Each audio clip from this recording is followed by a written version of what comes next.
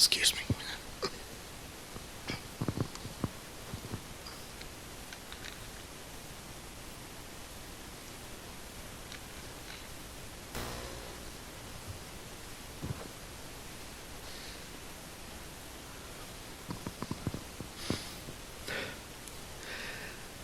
I had the cool dad.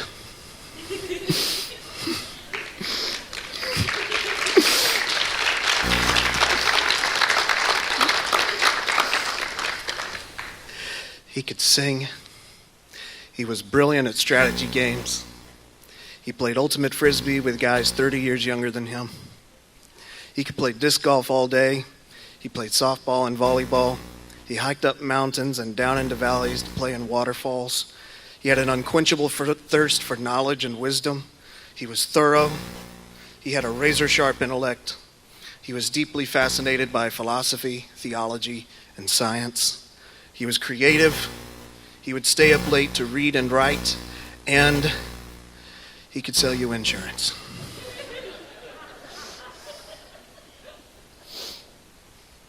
If you're here today, you knew my dad in one or many of these ways. I want to thank you so much for being here today, for us to pay him tribute. I want to thank everyone who has poured out love, resources, and service for my mother. I want to thank my close friends, both of my sister's close friends. I want to thank all friends of my family. I can't thank you all enough. And I implore you, please, please, do not stop praying and caring for us. Losing my dad has been absolutely heartbreaking. You know, he was a good, godly man.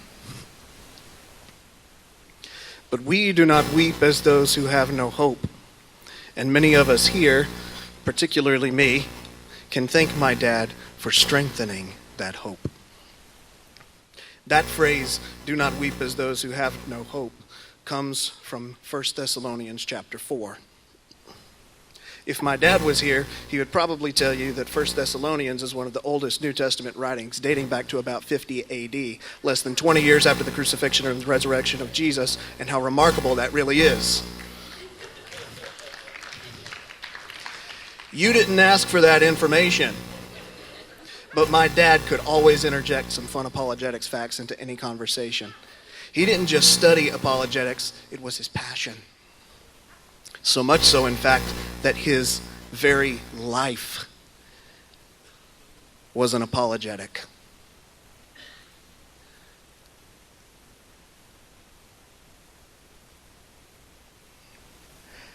I realize that many of you probably hear people talk about apologetics, including my dad, and you may not be entirely clear on what it is, because it's a funny word, right? But the word apologetics comes from 1 Peter chapter 3, verse 15, where it says, always be ready to give a defense and a reason for the hope that lies within you. That word defense in Greek is apologia. It is where we get the English word apology, but it also means to give reasons, explanation, a defense. That's what apologetics is. It's the reasons why we believe that Christianity is true. And that was my dad's passion. That is what he wanted people to know, because as I believe, I've heard, as apologists like to say, apologetics is evangelism for the 21st century. You got to know your stuff. You got to know why you believe what you believe. It's not just a fairy tale. It's not just a story. It's not just something we come in here and pretend is true. It's true. Jesus really walked the earth. His bare feet stood in the dirt. He hugged people. He touched people. He healed people. And he was killed by crucifixion. And then 3 days later, he walked out of his grave. That really happened. Now, that's not enough. That's not. I just told you kind of the story, but I want to welcome you all. Congratulations. I am welcoming you to my dad's final apologetics presentation.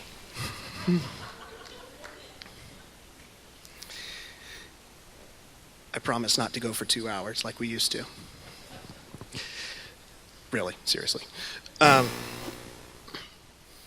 So where do you begin? Where do you begin thinking about this stuff? I'm going to show you how my dad lived his life as an apologetic. I'm going to show you why it matters. See, everyone here has a worldview. Your worldview is basically what influences your religion. Your religion is how you live according to your worldview. Your worldview, according to Ravi Zacharias, is 4 things. It's origin, meaning, morality, and destiny. What's the origin of the world? What's the meaning of life? How do you define morality? And what is mankind's ultimate destiny? Christianity, of course, has unique answers to that. Our unique answer to that is the gospel. And if you ever have trouble remembering exactly like what is the gospel? What is it? I learned a handy acronym in youth group a long time ago, actually at a conference, GOSPEL. It's really easy.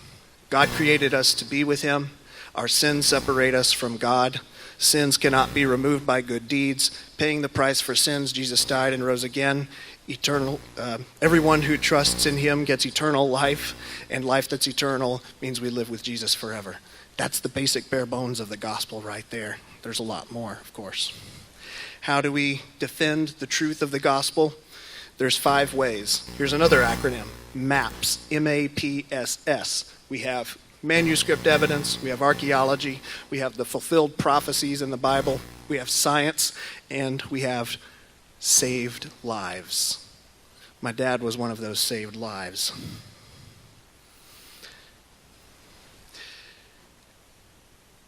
With that, I think Dad and I sort of exemplified what I like to call the 1-2 punch of apologetics, like this: 1-2 punch. You have two hands. On the one hand is the arguments for the existence of God. On the other hand, you have arguments for the resurrection of Jesus. The arguments for the existence of God are the cosmological argument, the moral argument, ontological argument, transcendental argument, and the teleological argument. Evidence for the resurrection includes, the historicity of Jesus' life and the fact that he died by crucifixion, the disciples' belief that Jesus was actually resurrected from the dead, embarrassing details in the Gospels, the conversion of the skeptics Paul and James, and the empty tomb. I'm going to show you how my dad lived out each of these points, because you can live out these. It's not just something you say, it's something you live out as well. So for the cosmological argument, basically that is, if the universe began to exist, then it has a cause. The universe did begin to exist, therefore it has a cause, and God is that cause. Dad's beginning in that sense, his conversion was, in early college, he used to go out and drink. He used to be kind of a party goer. And then he realized that it wasn't a fulfilling life, and someone handed him a Bible, and so he read it, and he gave his life to Jesus. And he started going to church, which is where he met my mom. And the rest is history, right? Here we are. For the teleological argument, teleology is the philosophical term for purpose. So if there is objective purpose in the world, therefore there must be a God. My dad was definitely evidence that there is such a thing as objective purpose, because if you talk to him at all about creationism, you would know that's his purpose. And he wrote a whole book about it. This book right here, Genesis, Science, and the Beginning. He researched it for literally all of my life. He would stay up late and he would read and he would write and he would work on it. And he ended up coming up with this really unique thesis. He actually didn't invent it, but he sort of like reshaped it. And he would gladly tell you that his 5 points are that the earth was created before the 6 days of creation listed in Genesis 1.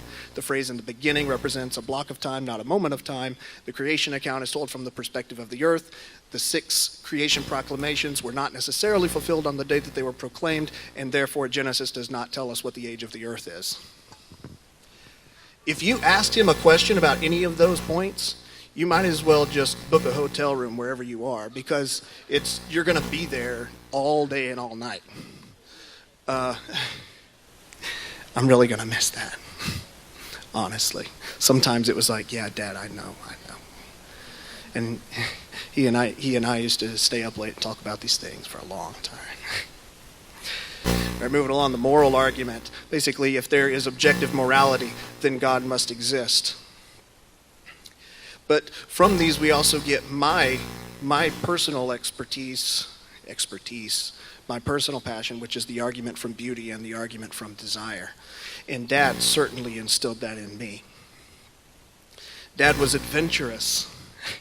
He loved to take us out and show us the wonders of creation. Some of my earliest memories were, when we used to go up to Gatlinburg and we used to just go play on the rocks in the creek. You just to jump around on the rocks and stuff.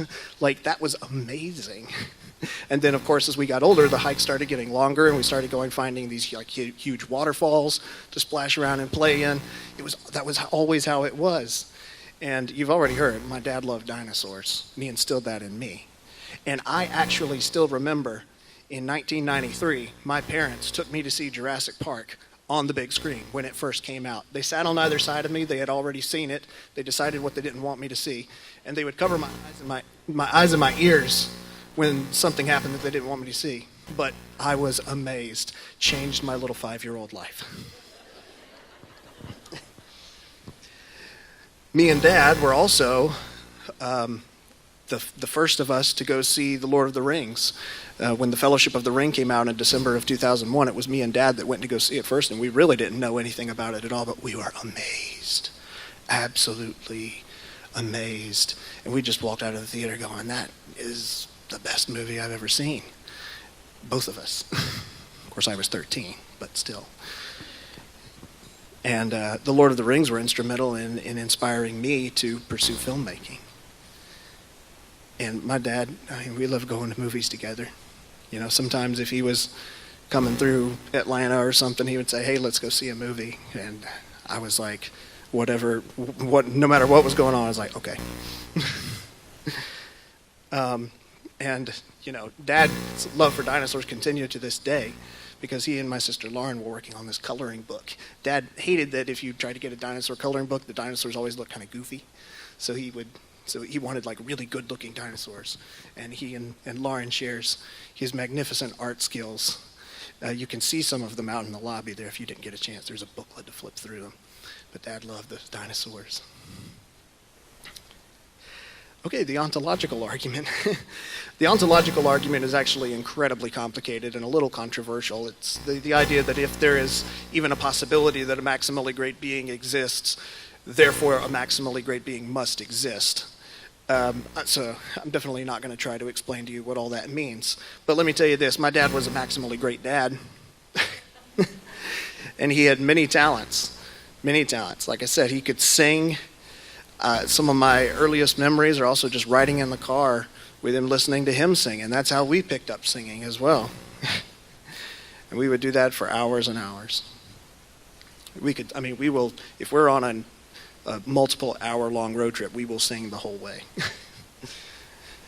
Number 5 is the Transcendental Argument. Basically, the Transcendental Argument says that the only possible way that free-willed creatures can use reason is if there is a God. That's sort of what the Transcendental Argument is about. And in this respect, my dad's reason was just outstanding. It was amazing. Sometimes I couldn't. Well, let me put it this way. My dad was completely devoted to apologetics. It was amazing. When I moved to Los Angeles back in 2011, I think he was He was excited for me, but he was also excited to have an excuse to go out to Los Angeles to meet the Reasons to Believe scholars for the first time, one of which was one of his personal heroes, Hugh Ross, who was the one who originally convinced him that old Earth creationism was true. So he met Hugh Ross, and now Hugh Ross has 2 PhDs. My dad at the time didn't have a college degree, but I watched my dad go toe-to-toe with a double PhD for 2 hours. For 2 hours. Because my dad had read all his books, and he knew he could recite Genesis 1 in Hebrew. And Hugh Ross was just like, who is this guy? Just thinks he can come here from Georgia, And my dad and I were involved in Reasons to Believe for many years, including the Atlanta chapter here. Also involved in Ratio Christi, which is a college campus ministry that's apologetics based. And every year we would go to the National Conference for Christian Apologetics up in Charlotte, North Carolina, which is something that Southern Evangelical Seminary puts on every year. And so I highly recommend that conference if you're really interested in apologetics. It's really great. And of course my dad gave tons of presentations on stuff. And eventually I started giving presentations. And then we started giving presentations together. And I am just so thankful for that. So there you got the 5 arguments for the existence of God right there, both from philosophy and from my dad. The 5 arguments for the resurrection of Jesus, along the same line, the historicity of Jesus' life is very important, because people sometimes try to argue that Jesus didn't really exist, but it is just absolutely not true. The 95% of scholars, believers and secular alike, agree that Jesus was a real person and that he really did die by crucifixion. And we have multiple witness attestations written in the Gospels and also extra biblical resources from outside of the Bible that confirm this, that confirmed what happened to Jesus, that confirmed who the Christians were, what they believed, and how they died as martyrs. Now you guys are the multiple witness attestations to my dad's life. My family, my friends. You knew who he was. One of my favorite things, and one of my dad's favorite things, was of course New Year's Eve at our house. We always play games, and we're still going to play games.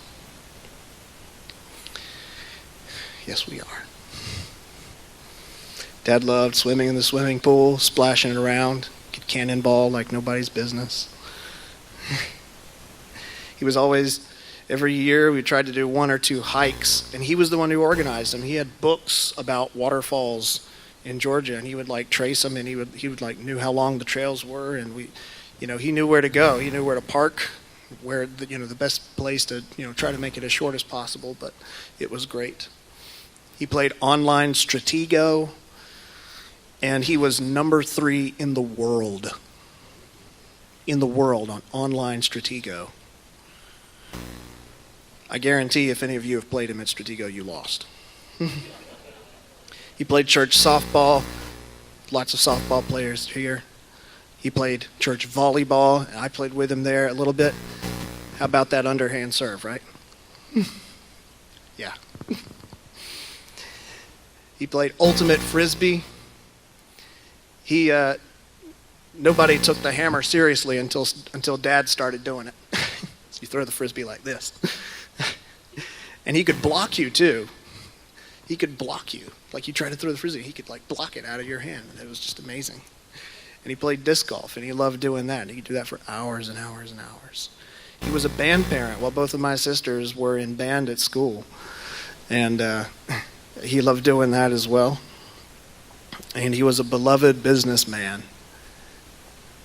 That's something that I don't know why it would surprise me, but it just hit me this week yes, he did his job You know, he was a businessman. He sold insurance, but people loved him. But he was a lovable businessman. How about that? And that's saying something. Point number 2, the disciples actually believed that Jesus had risen from the dead, and this is important because they weren't lying. If they had been lying, then they wouldn't have died for something that they knew was a lie, right? If they had just made it up, why would they put their lives in danger? But they knew that it was true because they actually saw the resurrected and glorified Jesus. Now, Dad believed in the gifts of the Holy Spirit. He encouraged prayer and Bible reading. He encouraged people to do theology study. He himself finally got his bachelor's degree in apologetics 5 years ago, and like Ben mentioned earlier, he just breezed through the classes. You know, the professors, there were a couple of professors that when they realized his level, they didn't make him do anything. They just let him write an essay, like a long essay, and just be done because it's like there just wasn't any point. He knew more than some of them. He pursued the truth, and he wasn't scared of the truth. The truth isn't something to be scared of, as it turns out. And Dad's passion for truth is what inspired my own personal mantra, which is ask the hardest questions, be prepared to accept the hardest answers. And that's what apologists have to do. We have to be honest. And Dad was honest like that. I hope that I can be as honest as him in that regard. Number 3 is embarrassing details from the Gospels. This is helpful because if somebody was trying to fabricate a legend about Jesus or how great the disciples were, like they were these great men who followed this great religious leader, then why did they include so many embarrassing things in the Gospels? One that sticks out, particularly to scholars, to historical scholars, is the fact that women were the first ones to see the resurrected Jesus and reported it to the men. Back then, women weren't considered, I hate to say it, but they weren't considered in high regard. So it was an embarrassing detail for them back then. And also, Peter, who was considered the leader of the church later on, he denied Christ 3 times. That's pretty embarrassing, but those details are there. Now, I'm not going to embarrass my dad, but there were things that he would gladly admit that he wasn't quite as good at. He and my mom always used to sort of make fun of the fact that my mom is way better at quick, witty comebacks than him. He would wait 3 days and then try it again, and by then it's over. It's not even worth it at that point, right? He taught me how to play ping pong, and eventually I could beat him at ping pong. I could beat him good. And but you know what? I think he liked it. And he was always willing to take silly pictures. You're going to see some in a moment. He loved making silly faces. I'm pretty sure both of my parents like to make silly faces, so I'm pretty sure that's where we get it. He would gladly admit to all this because he loved us. Number 4 was the conversion of the skeptics, Paul and James. These are really important because Paul wasn't converted at the same time as the original disciples. He was converted maybe a year or 2 later. So if the disciples were scheming something, then why was Paul converted? So that's really important because of his vision on the road to Damascus. And also, Jesus' brother James was a skeptic throughout all of Jesus' ministry, but it wasn't until Jesus appeared to his own brother resurrected that James believed it. My dad realized what healthy skepticism was. In fact, one of our favorite things to do was to challenge each other, to try to go head to head and disprove something that one of us was saying. And it was actually sort of a big process in the writing of the book, actually, because we would stay up late and Dad would run these arguments by me. And I would just say, well, that doesn't make sense. And he was like, what do you mean it doesn't make sense? I said, it doesn't make sense. There's holes, right? And he would say, well, how do you fix the holes? I'm like, I don't know. You read all the books. But I think we figured it out. And that was great. And Dad was willing to change his mind. And that's another thing that's really important for apologists, for Christians. You have to be willing to roll with the facts. Because the truth is always going to be better than a lie. Number 5, finally, is the empty tomb. Well, I mean, let's face it, if Christianity had started with a lie, all they would have had to have done was drag the body of Jesus out of the tomb, right? And show it and be like, no, he's not resurrected. There he is right there. But the tomb was empty. And the cool thing about these 5 arguments about the resurrection of Jesus is that they reinforce each other. So in other words, if you want to say, well, the tomb was empty maybe because the disciples had stowed it away so they could lie about him being resurrected. But no. Remember what I said. Remember point 2, they believed it and they died for it. They wouldn't die for something that they knew was a lie. And then people try to say, well, maybe they hallucinated the resurrected Jesus. Nuh-uh. First of all, that's not scientifically plausible. There is no such thing as a documented mass hallucination. Plus, it doesn't account for point number 4, which was the conversion of the skeptics 1 to 2 years later. Watertight. So there you go. There's your 1-2 punch of apologetics. And my dad's life exemplified those things. He and I love talking about the Shroud of Turin and the Sudarium of Oviedo, which are these really cool artifacts that we really believe are genuine. I have a 2-hour presentation on YouTube that has a little over 10,000 views. But my dad did the bulk of that research.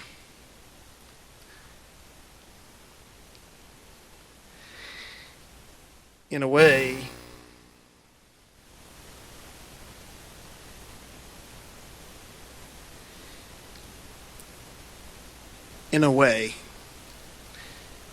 now there is no body to show for my dad.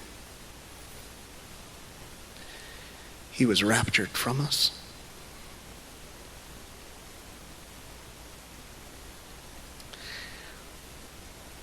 When we went to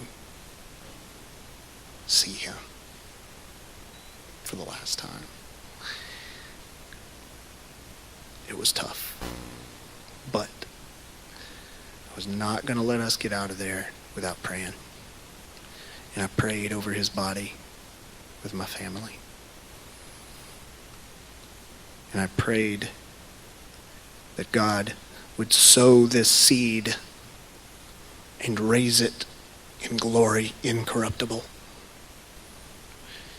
And I get that from 1 Corinthians 15.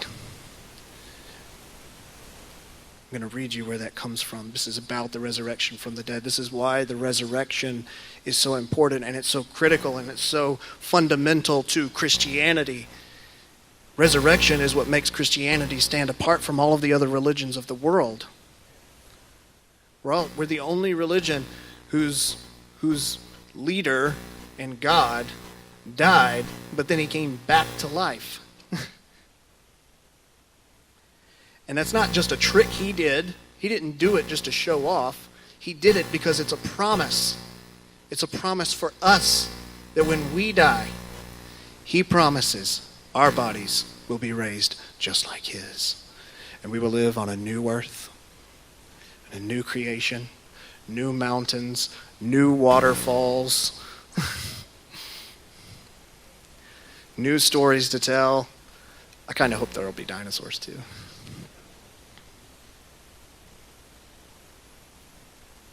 1 Corinthians Chapter 15, by the way, is also one of the oldest texts in the New Testament. In fact, there's a creed at the beginning of chapter 15 it's one of the most significant evidences for historical Christianity. But at the end of 1 Corinthians chapter 15, Paul writes, "So also is the resurrection of the dead. The body is sown in corruption, it is raised in incorruption. It is sown in dishonor, it is raised in glory. It is sown in weakness, it is raised in power. It is sown a natural body, it is raised a spiritual body. Behold, I tell you a mystery. We shall not all sleep, but we shall all be changed in a moment, in the twinkling of an eye, at the last trumpet. For the trumpet will sound, and the dead will be raised incorruptible, and we shall be changed. For this corruptible must put on incorruption, and this mortal must put on immortality. So when this corruptible has put on incorruption, and this mortal has put on immortality, then shall be brought to pass the saying that is written, Death is swallowed up in victory. O death, where is your sting? O Hades, where is your victory? The sting of death is sin, and the strength of sin is the law. But thanks be to God who gives us the victory through our Lord Jesus Christ."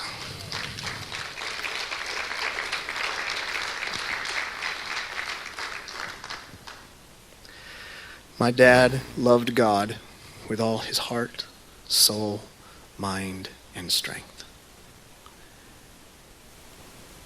And he loved me.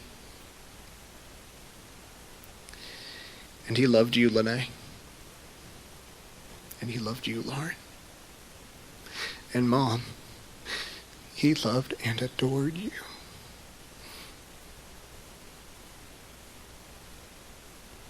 We will miss him so much.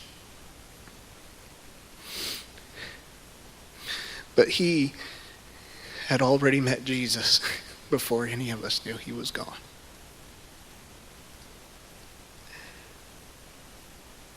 I know that my dad heard those fateful words, "Well done, good and faithful servant." I know he did.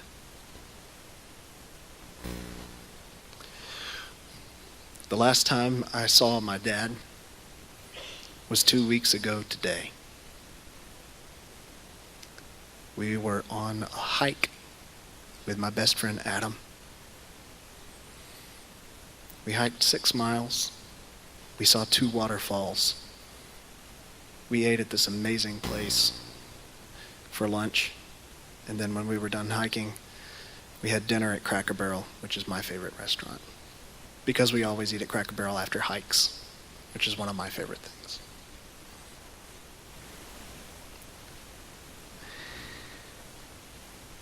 In the car ride home, we sang John Denver for like 3 hours.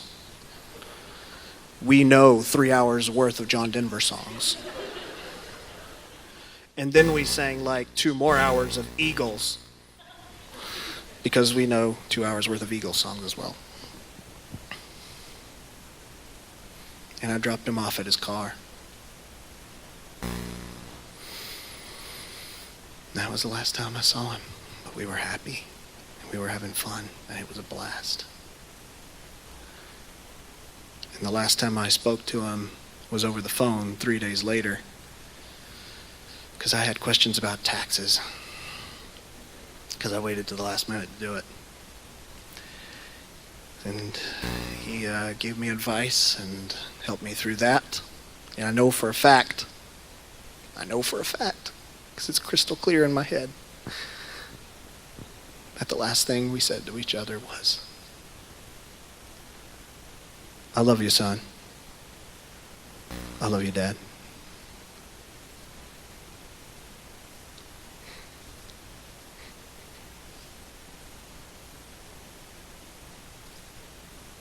I think that's grace.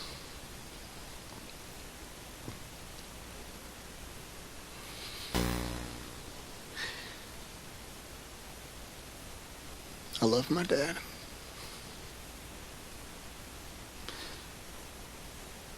And I promise, and I fully intend to carry on his legacy, not just in apologetics, not just in going on hikes,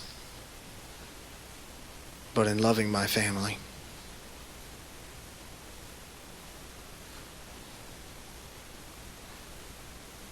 I want to be the man that my dad was.